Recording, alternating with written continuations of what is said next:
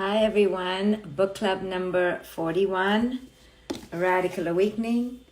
I'm going to do these book clubs till number probably 52 because they're 52 weeks in the year, so we've got another 12 to go, and then I will be on to new projects. So 12 more book clubs to go. We are now at 41, so 11 more to go, and I'm going to talk about love today. And self-love, other love, the meaning of love. I talk about it a lot in this book. If you've read it, tell us how you're feeling about it. Share with us your big ahas. And Halima has just bought the book. Can't wait to read it. Can't wait to have you read it either. This is book club number 41, Zarina. Time does fly, doesn't it? Doesn't it? So I have a massive 50% off sale right now on all my courses. I encourage you to check them out. Go to my website, drshefali.com. Hi, Joseph. Go to drshefali.com and go to courses, 50% off. Also, the doors to my coaching institute are officially open for my next cohort starting in September. If you want to be a coach, if you want to do this work and help humanity, help people, learn how to do this work on yourself in a deeper way. If you're looking for a new purpose, if you want to work with parents, whether you're a parent or not, but you understand the power of this work, you can apply to my coaching institute and become a certified conscious parenting coach. I have people from all over the world. I have hundreds already certified doing the work out there. It's a phenomenal community. It's a phenomenal program. It's 5 months online. It'll change your life. That's all I'm going to say about it. If you want to explore it, go to my website, go to Institute and check it out. I'm taking applications right now. So go there, apply. There's a prerequisite course, which is 50% off. Take it and evolve, and you will have a sense of purpose. If you're feeling it in the now, act on it right now. Okay, so Farzine Patel says, I love my work as a coach. It's life-changing. She's a coach. So she certified herself in my coaching institute. So, and we have hundreds of others. Duerana says, my life has changed from reading the book. It has helped me with my physical health. Love from Christina, New York City. Oh, that is awesome. Your book has been chosen for my book club, reading it for the second time. I love it. Okay, guys, so all my courses, 50% off. If you're interested in becoming a conscious parenting coach to have a new sense of purpose from your home, go check out my institute and maybe you'll be part of my next cohort. Maybe. Okay, hey, Khani. Okay, let's begin. Let's talk about love and what it means. So, when I was on the Oprah show, I think in 2016, I said, love without consciousness is need, possession, and control. And she was like, that's a tweetable moment. So that stayed in my head. Otherwise, I always forget what I say. So I remember what I said because she made such a big deal out of it. But I think it's really powerful, you know, and that's when I began to really formulate my ideas around what I call transcendent love and all the other kinds of love, which shouldn't actually be called love because they're not love, they're need, possession, and control. So let's call it, I was in need, I was in possession, I was in control, aka I was in attachment. So I write about how in my story, I began to realize that until I began to awaken and until I began to really love myself, I was just in attachment relationships. I was just in need. I was just I was just asleep. I was like, oh, I think I love this person and they love me. So when clients come to me and they go, I'm in love and I go, let's stop for a moment and take a deep breath, okay?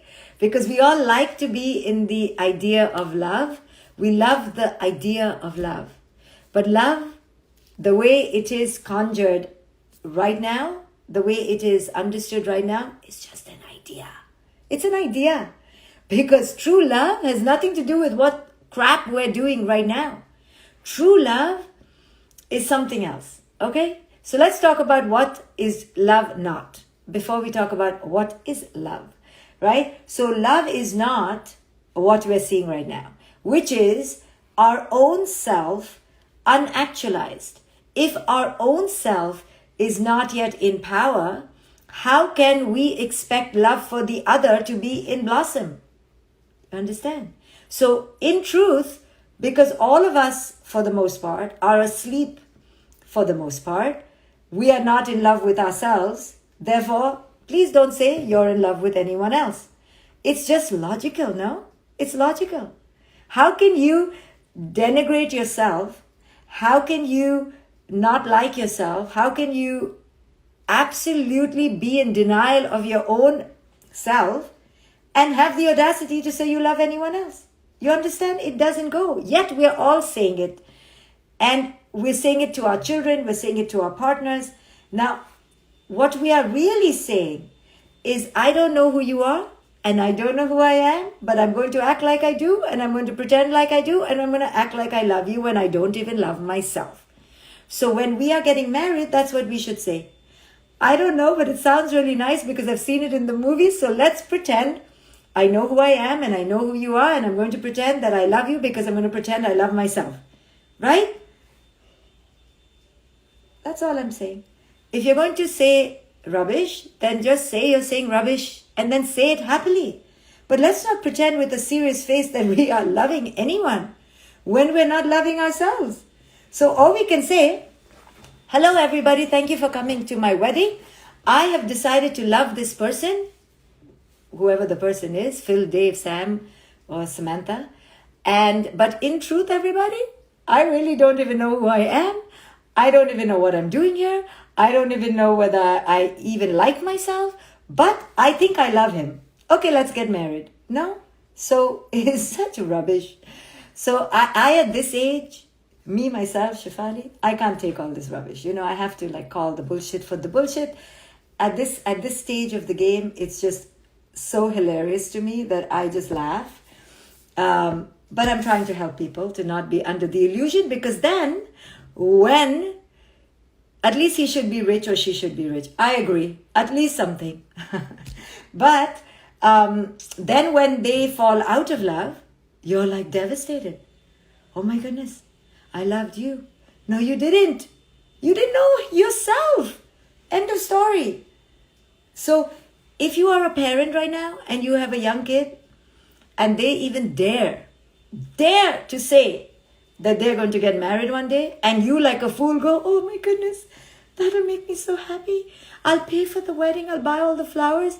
Then fool to fool are having a conversation. Okay? If you heard any of my talks, when your kid says, I want to get married, you have to roll your eyes and go, First make your bed. First clean up behind yourself, and first know who you are, please. And then we'll talk, come back to me then. Anyway, you can do whatever you want. Don't look at me to pay the bill.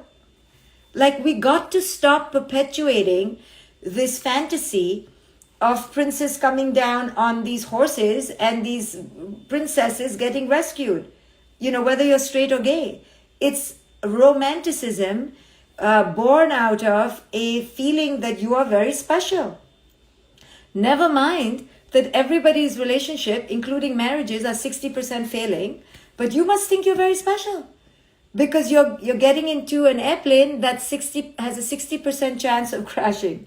But you're like, no, I'm going to do it. Because I'm so special that this person is never going to ever not want to be with me. Right? So it is born out of a delusion of specialness. Okay? And I always say, you are unique because no one has your nose and your skin and your eyes in the same way that you do. So you're very unique. But you're not special. Okay? Snap out of it, baby. You're not special. Every day I say to myself, when I'm in a mopey state where I go, why me? Why me? Then I give myself a nice spiritual slap. And I wake up and I go, sweetheart, you're not special. Okay, so why you? Because why not you? Who said you are one of the chosen people where God will skip you? This ain't Passover, honey. This is real life. So you're not special, and get with the program and accept who you are and deal with your isness. Okay? It's not something happening just to you. Everybody has their own crap, to put it mildly. So if you're under the delusion that only you have it bad, it's your delusion of specialness that is bursting. Okay, so because you don't love yourself, you cannot love anyone else. End of story. So, what is love? Love is true understanding of the self. Love is true understanding of the impermanence of the self. Love is true understanding of the fragility of the self. And love is true understanding of the emptiness of the self. When you understand that you are not an I, an identity, that you are energy, effervescence, evanescence beyond the identity of I, when you love yourself so much that you are beyond your own ego, then maybe you have the chance to love someone beyond their ego. Now that is transcendent love, yes? What I call transcendent love, because you're loving beyond, you're transcending beyond the ego. I have a course called Free to Be. It's on love and relationships. It's 50% off. If you want to delve deeper into relationships, take that course. It's called Free to Be. Why did I call it Free to Be? Because that is transcendent love. Yes, when you are free to be. But you know what those words mean? They sound lovely. Let me deconstruct. Free. Do you know that no one is free? Because everyone is attached to their ego and to the ego of culture. So right there you are attached to your identity of your identification. So you're not free. To be. No one is being. Even the laziest person is not being. They're just lazy. Being. To be in the being state means to not be in the doing state, to not be in the egoic state of mind. Mind meaning a sleep mind. To be is to be present, to be here, to be full, to be awake. Free to be.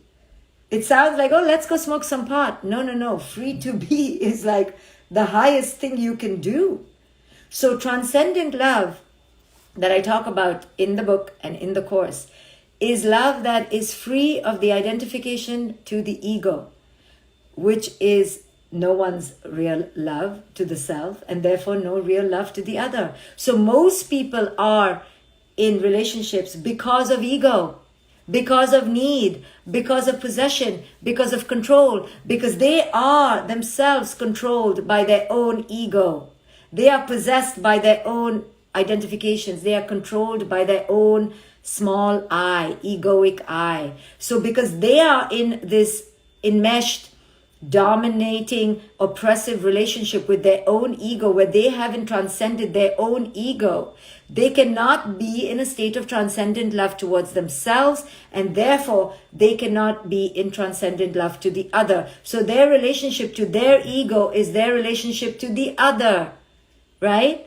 And that's why relationships are a mess. I was in a relationship once where the person kept saying, I love you, I love you, I love you, I'm so in love with you. And I was like, no, sorry to say, you are in need of me. I could see it so clearly. And they got very upset because I was insulting their love. And I said, I'm not insulting your love. I can just see it so clearly. You're not in love with me. You are in need of me, in desire to possess me, in desire to control me, right? So most of us are like that, okay? So not just this person in my life. Most of us are in relationships with others because we are in relationship with our ego. Therefore, we're in relationship with the ego of the relationship. You understand what I'm saying? It's a little bit esoteric, but it makes perfect sense to me. So this is really hard, guys, because the idea of love has been sold cheaply. So everyone thinks they can buy it. That you can buy love in the marketplace. You can feel horny for someone and call it love. You can feel sexuality to chemistry towards someone and go, I love the person. Or you can just feel yourself with the person. Just because you feel yourself, you're like, oh, I love the person. No, love is not that cheap, guys. Okay? But it's bandied about and thrown about like, even raindrops are more expensive. Even pollution is more precious than the way love is thrown about. Okay? So when you see two people in the early parts of their relationship fully like, oh my goodness, I love this person. Oh my goodness, no, you don't. You don't. Because all you are doing is finding missing pieces in the other and thinking it's you, and you're liking the parts of you that you don't have in the other, and you're thinking it's you. When two people have done the work, what does that mean?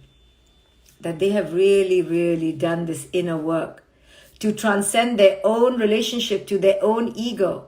And they have been in battle and in negotiation and in agreement and in relationship with their own ego for so long that they know their ego so well that they can transcend their ego. Not that they can be fully rid of the ego, no one can.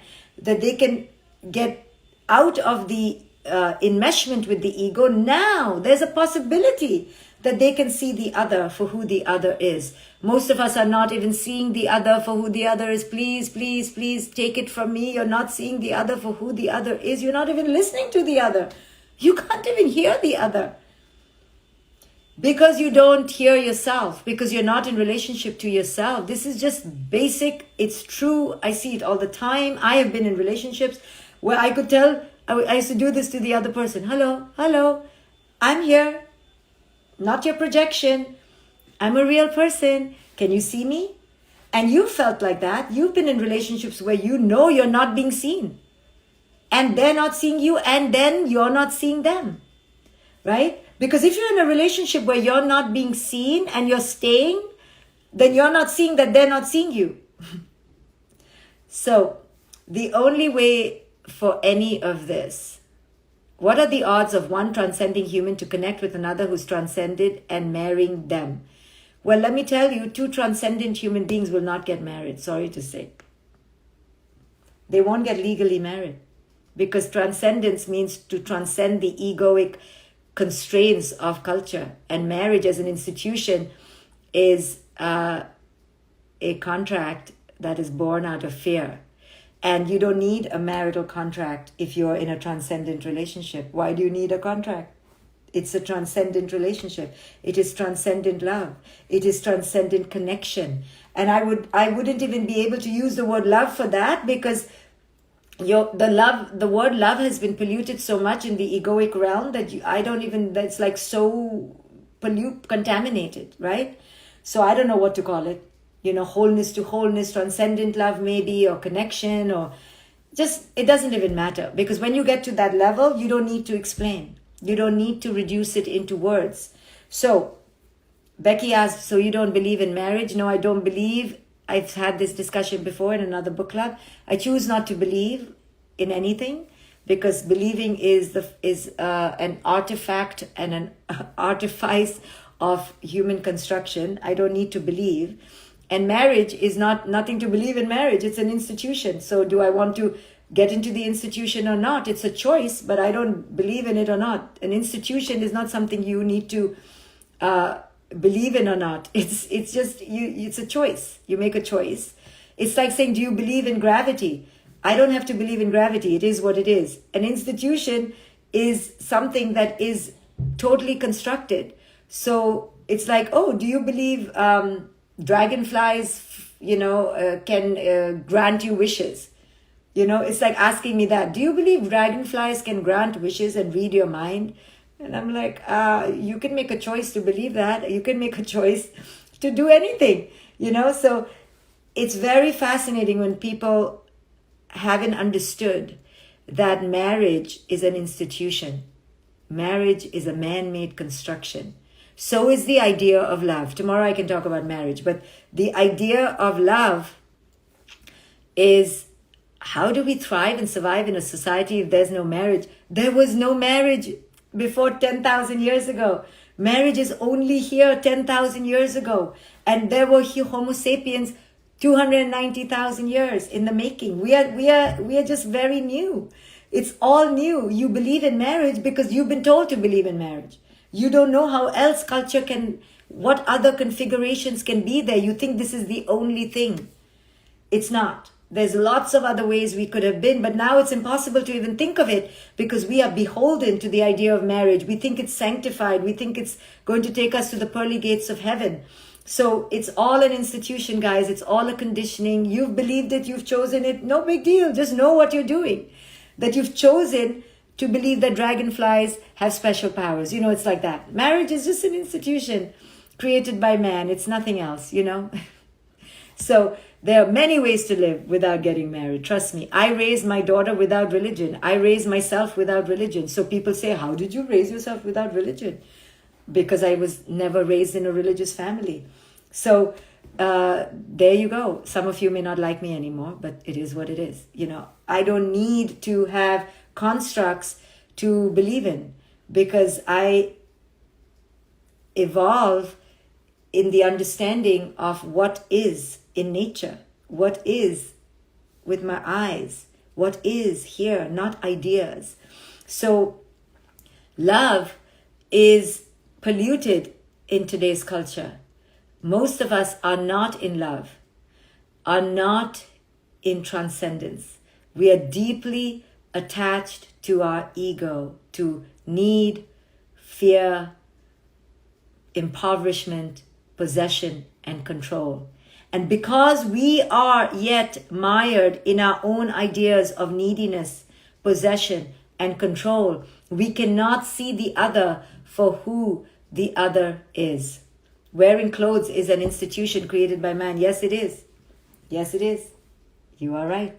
Wearing clothes, all of this that we see, right? Now, if you say don't wear clothes, I'll be like, I don't know. I like some of it. You know, some of it keeps me physically safe. So I understand physical endurance, but mental attachments, I try to limit it. Already I'm doing a lot of physical attachments. I agree. I live in a house that has a heater. Yes, I have decided to take the physical parts that I like. But the mental parts, no thank you. You know, I'm not adding bullshit in my life. So I'm, if anything, taking it away. Okay, what has been put that is completely optional? You know, take out all the optional stuff at least so your mind is clear and your mind is unpolluted. Right, there are things we develop because we needed to survive as human species. No, because the human mind is so creative. It created fire, then it created storage, then it created, you know, things to cut wood. It was a natural evolution of our clever mind, but our mind doesn't know when to stop. Our mind is now a destructive mind. It has gone way beyond where it should have gone, right? So creativity and destructivity are twins. You have to be very careful which side of the coin you're in. And we are on the side of the coin of destructivity, no more creativity. So anyway, hey, Matt Anderson, if you're the same Matt Anderson that I think you are. Okay, here we're talking about my book. We just talked about love and that our ideas of love are polluted, immature, infantile, and all wrong, based really in fear. And we don't know love because we don't know love for ourselves. So as long as we don't know love for ourselves, we will never know love for another. So thank you guys for listening. So many questions. Read the book, guys. There's a lot in the book. Page by page is loaded. Thank you for joining me. I'll see you when I see you for the next book club. Bye, guys. I agree, but ouch. I know, I think I've ouched you enough, so that's why I'm going to zip it and just let you percolate and not piss more of you off. I've done that in my book. Bye, guys. If you want another amazing video highlighting excellence in the Indian community, check it out right there next to me. I think you'll enjoy it. Continue to believe, and I'll see you there.